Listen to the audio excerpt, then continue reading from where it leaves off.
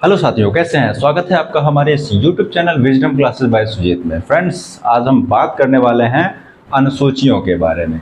जैसा कि आप देख रहे हैं कि भारतीय संविधान की अनुसूचियां, हम जानते हैं कि हमारे संविधान में वर्तमान में कुछ 12 अनुसूचियां हैं, लेकिन मूल संविधान में जो अनुसूचियों की संख्या थी वो थी 8।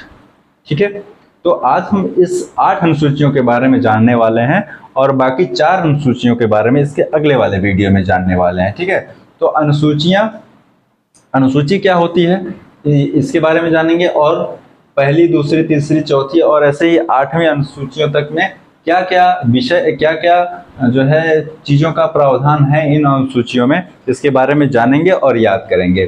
ठीक है, तो चलिए जानते हैं कि पहली अनुसूची की जब हम बात करते हैं, सबसे पहले हम जानें कि भारतीय संविधान की अनुसूचियां क्या होती हैं। अनुसूची का मतलब होता है कि जैसे हमारा संविधान जो बना हुआ है उसमें जो है अनुसूचियां हैं और जो है भाग हैं, और उसमें भाग के अंतर्गत जो है अनुच्छेद बांटे गए हैं। ठीक है, तो अनुसूचियां क्या होती हैं, जो संविधान में जो है प्रावधान लिखे गए हैं, कुछ लिस्ट में जो लिख दिए गए हैं। लिस्ट पहले जो है लिस्ट में कुछ चीज़ों के बारे में बताया गया है, उन्हें ही हम अनुसूचियां कहते हैं। तो जो है मूल संविधान में 8 अनुसूचियां थी और वर्तमान में 12 हैं। आइए जानते हैं कि पहली अनुसूची क्या कहती है कि भारत, इसमें जो है भारत में जो राज्य हैं तथा केंद्र शासित प्रदेश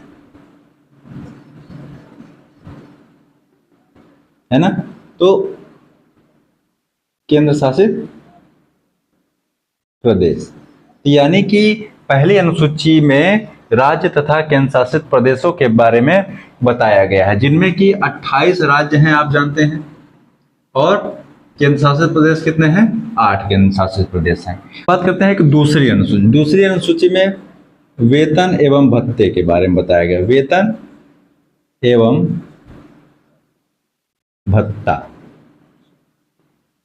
वेतन एवं भत्ता की बात जब हम करते हैं तो हमारे संविधान में कुछ संवैधानिक पद हैं, जैसे कि राष्ट्रपति का पद, और जो है उपराष्ट्रपति का पद, और जो है हमारे सीजेआई का पद, यानी सुप्रीम कोर्ट के जो मुख्य न्यायाधीश हैं उनका पद, और अन्य न्यायाधीश जो हैं उनका पद, वकील जो होते हैं उनका क्या पद है, उनमें क्या उनके वेतन और उनके भत्तों के बारे में इस दूसरी अनुसूची में बताया गया है। ठीक है, अब बात करते हैं तीसरी की बात जब करते हैं तो इसमें बताया गया है शपथ के बारे में। शपथ, ठीक है, तो शपथ आप लोगों ने देखा होगा, जैसे कि जो है राज्यपाल जो है मुख्यमंत्री को शपथ दिलाता है, तो उसमें कुछ लिखित रूप में होता है, उसको मुख्यमंत्री जो है पढ़ते हैं और उस जो है मुख्यमंत्री पद का शपथ लेते हैं। इसी प्रकार जो है आपका जो राष्ट्रपति होता है वो सुप्रीम कोर्ट के मुख्य न्यायाधीश की शपथ दिलाता है। तो शपथ के जो प्रावधान है वो किसमें दिए गए हैं? अनुसूची 3 में दिया गया है। ठीक है, तो आप याद रखेंगे। देखिए कैसे याद करना है। पहला जो है राज्य तथा केंद्र शासित प्रदेश, जब इसको ऐसे याद रखना है कि मान लीजिए हमारा भारत है और उसमें राज्य और केंद्र शासित प्रदेश बने हैं, ये तो आप सभी जानते हैं। तो इसको याद करने का क्या है कि भारत में राज्य है, केंद्र शासित प्रदेश है, ये तो कॉमन सी बात है कि आप जानते हैं राज्य तथा केंद्र शासित प्रदेश। और पहली अनुसूची है तो पहला जो है हो जाएगा। ठीक है, पहली अनुसूची में राज्य तथा केंद्र शासित प्रदेश, अब इसके बारे में ही हम जानने वाले हैं। ठीक है, तो ऐसे आप याद कर सकते हैं। तो दूसरी अनुसूची क्या है? दूसरी में क्या है? वेतन एवं भत्ता। अगर जो है संविधान में कुछ पद दिए गए हैं तो उनके वेतन और भत्तों के बारे में भी तो जो है जानना जरूरी है, तो ये दूसरी अनुसूची में दिया गया है। तो दूसरी अनुसूची में उनका वेतन क्या होगा, उनके भत्ते कौन कौन से होंगे, किस प्रकार से होंगे, तो उनके बारे में दूसरी अनुसूची में। तीसरी में शपथ, यानी कोई भी अगर वेतन और भत्ता अगर लेना है किसी को तो भाई शपथ तो लेगा, जाहिर सी बात है, तभी उसको कुछ दिया जाएगा। तो इस तरह से आप याद कर सकते हैं। तीसरा शपथ के बारे में बताया गया। चौथी की बात करते हैं, राज्यसभा।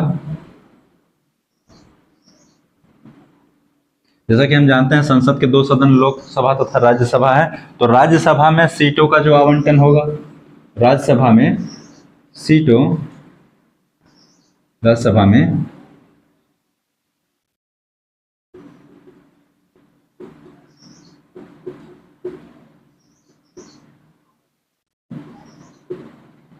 राज्यसभा में सीटों का जो आवंटन होगा इसका प्रावधान किसमें है? अनुसूची 4 में दिया गया है। यानी किस राज्य में कितनी सीटें होंगी। मान लीजिए कोई बड़ा राज्य है तो उनमें सीटों की संख्या क्या कितनी रखनी चाहिए, और कोई छोटा राज्य है तो उनमें सीटों की संख्या क्या होनी चाहिए। तो इसका प्रावधान किसमें दिया गया है? 4वीं अनुसूची में बताया गया है। ठीक है, 5वीं अनुसूची की बात करते हैं तो अनुसूचित जाति एवं जनजाति के बारे में। अनुसूचित जाति के प्रशासन के बारे में। ठीक है, तो जो अनुसूचित जाति हैं, अनुसूचित जनजाति हैं, इन पर प्रशासन का जो नियम कानून जो है क्या होना चाहिए, इसके बारे में किसमें बताया गया है? 5वीं अनुसूची में बताया गया है। ठीक है, तो आपको याद रखना है 5वीं अनुसूची और जाति जनजाति। 5वीं अनुसूचित जो है जाति जनजाति, अनुसूचित जाति एवं जनजाति। ठीक है, इस तरह से आप याद कर लीजिएगा। ठीक है, बात करते हैं 6ठी में। तो 6ठी में जब बात करते हैं, 5वां 6वां देखिए याद एक ही साथ याद करेंगे तो आपको आसानी से याद हो जाएगा। 5वें में देखिए अनुसूचित जाति एवं जनजाति के बारे में, के प्रशासन के बारे में बताया गया है। और यहीं पर 6वीं में जो है, 6वीं में क्या है ना कि जो राज्य हैं आपके असम, त्रिपुरा, मेघालय और मिजोरम,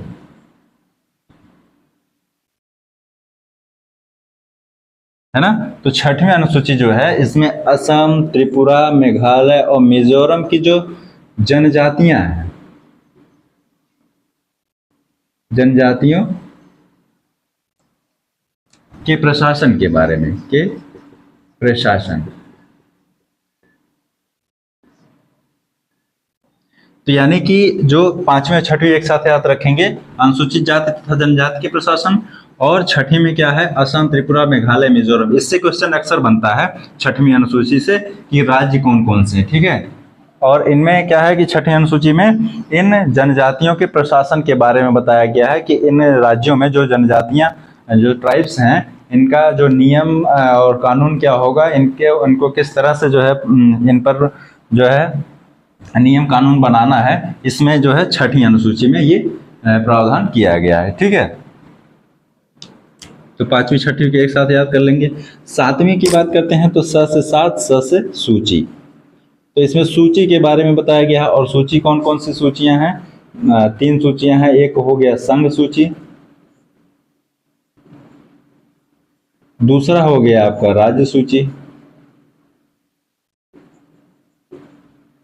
तीसरा हो गया समवर्ती सूची।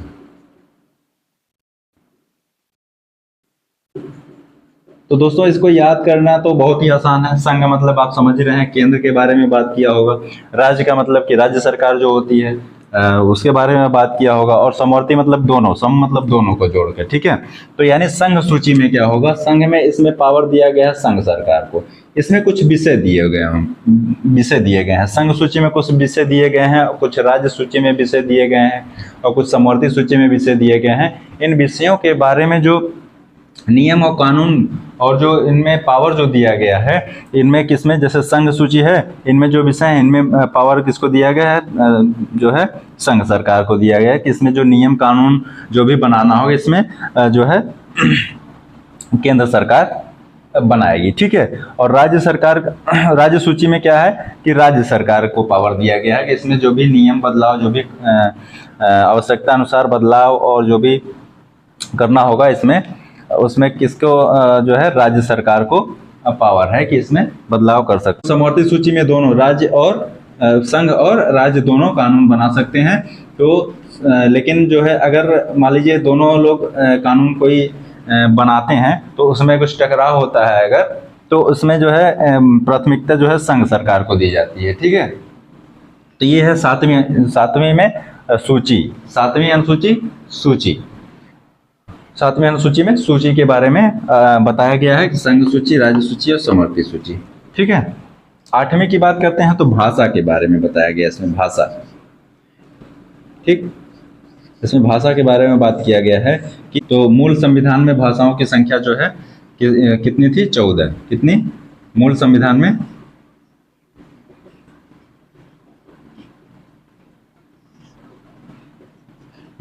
में कुल 14 भाषाएं थी। ठीक। लेकिन अब इसमें भाषा के बारे में बात किया गया किसमें, 8वीं अनुसूची में, याद रखिएगा। उसके बाद मूल संविधान में जो है, मतलब कि जब संविधान हमारा बनकर तैयार हुआ तो उसमें जो भाषाओं को जो संवैधानिक दर्जा दिया गया वो 14 भाषाएं थी, ठीक है। उसके बाद जो है धीरे धीरे संविधान संशोधन होते गए और उसमें भाषाएं जुड़ती गई और वर्तमान में कितनी भाषाएं हैं, 22 भाषाएं हैं, ठीक है। तो वर्तमान में कितनी भाषाएं हैं, 22 भाषाओं का उल्लेख हमारे संविधान में है, ठीक है। और इसमें जो है जो संविधान संशोधन हुआ है, मैं यहां पर बता देता हूं। 21वां संविधान संशोधन जब हुआ, 21वें संविधान संशोधन के अंतर्गत सिंधी जोड़ा गया, है ना। 21वां संविधान संशोधन के अंतर्गत सिंधी भाषा जोड़ी गई, ठीक है। और वहीं पर बात करते हैं कि जब आपका 71वां संविधान संशोधन हुआ, इसमें 71वें संविधान संशोधन के तहत इसमें कौन कौन सी भाषा, नेपाली, मणिपुरी और कोंकणी, इन भाषाओं को संविधान में दर्जा दिया गया 71वें संविधान संशोधन के तहत, ठीक है। अब देखिए एक और संविधान संशोधन है 92वां संविधान संशोधन, यानी 92वां, जो कि 2003 में हुआ है ये, ठीक है। तो इसमें कौन कौन सी भाषा जोड़ी गई, एक तो बोडो और दूसरा डोगरी और एक है मैथिली और संथाली, ठीक है। तो ये 4 भाषाएं जो है 92वां संविधान संशोधन के अंतर्गत जोड़ी गई। 21वें के अंतर्गत सिंधी जोड़ी गई, 71वें के अंतर्गत नेपाली, मणिपुरी और कोंकणी, 92वां संविधान संशोधन बोडो, डोगरी, मैथिली, संथाली इसमें भाषा में जोड़ी गई। और कुल मिलाकर देखिए 14 यहाँ पर है, उसके बाद 15, 16, 17, 18, 19, 20, 21, 22, कुल कितनी भाषाएं हो गई वर्तमान में हमारे संविधान में, 22 भाषाओं का उल्लेख। और इसमें भाषाओं का उल्लेख किस अनुसूची में, 8वीं अनुसूची में किया गया है, ठीक है। तो ये हैं कुछ महत्वपूर्ण अनुसूचियां। इसके बाद 9वीं, 10वीं, 11वीं, 12वीं 4 और हैं। इसके अगले वाले वीडियो में हम बात करने वाले हैं इन और बाकी अनुसूचियों के बारे में, जिनमें 9वीं अनुसूची में आपका जो है भूमि सुधार से संबंधित है जो है, ऐसे 4 अनुसूचियां और हैं, इसके बारे में हम बात करने वाले हैं। तो वीडियो ज़्यादा लंबा ना हो इसलिए इसको यहीं तक रखते हैं, अगले वाले वीडियो में हम बात करेंगे। वीडियो अच्छा लगे तो वीडियो को लाइक कीजिएगा, चैनल को सब्सक्राइब कीजिएगा और बेल आइकन प्रेस कीजिएगा और अपने कमेंट में अपने राय अवश्य दीजिएगा कि वीडियो आपको कैसा लगा। और प्लीज़ लाइक करना ना भूलें और सब्सक्राइब करना ना भूलें। धन्यवाद।